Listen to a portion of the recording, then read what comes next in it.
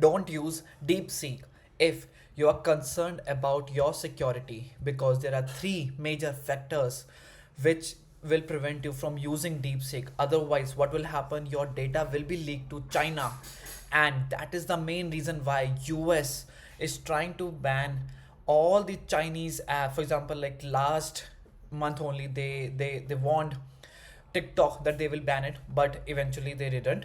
And if you see India as well, then they have already banned major Chinese apps. The main reason is privacy concerns, guys. DeepSeek will gonna store your data in their data format, and they can use that data to manipulate anything on internet.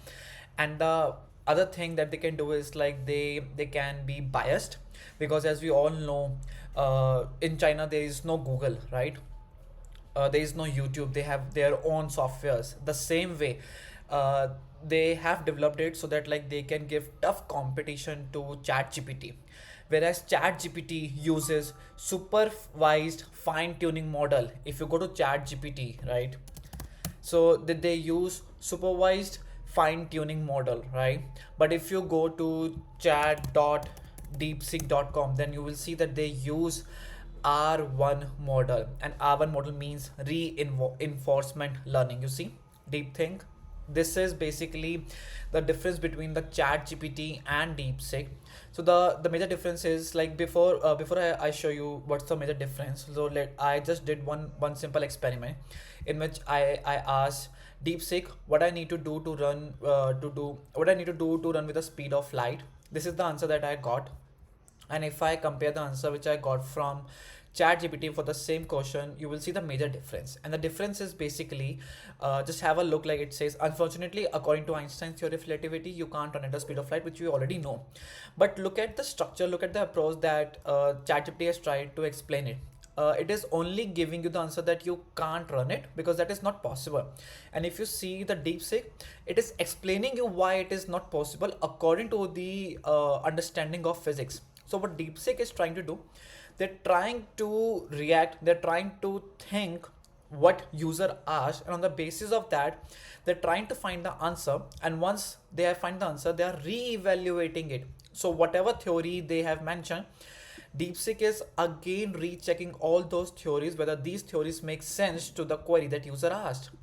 And after that, they are trying to explain you how to approach this problem. Whereas ChatGPT uses supervised fine-tuning model. That means that like they do not think like a human, whereas DeepSeek thinks like a human. So they, like for example, like if you do not know the problem of any the solution for any problem, what you will do, you will try to solve it in maybe some type of, let's say, slabs, right? You will take some approach, whereas ChatGPT does not give you this approach. It will just give you yes or no, whereas DeepSeek will try to give you the right output on the basis of the input that you have given. So it will reanalyze.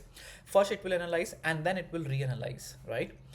And this is why they are storing your data, because they want to act more smarter. So they want to see how people thinks, and that is why they are storing your data. But the moment they start tracking your data and storing your data, they can use it for at the country level. So they will get to know who you are, what you do, what is the behavior of Indian people, what is the behavior of, let's say, USA people. And they can use this data whenever, like if there will be a World War III or World War IV, so they can use this data to attack on our country, because they understand like how Indians think, how US thinks. That is the major reason out there, guys. And the third reason is biased results. So the one thing that I showed you, this is a DeepSeek chatbot, right? This is just one of the use case of DeepSeek, but there are many projects which are undergoing in DeepSeek. And one is that they also have their search engine. So if you're going to use their search engine, then what they will do, irrespective of Google's, where like what Google does is like it shows you results. So let's say if I search, let's say I search uh, let me search something like I want to learn digital marketing, right?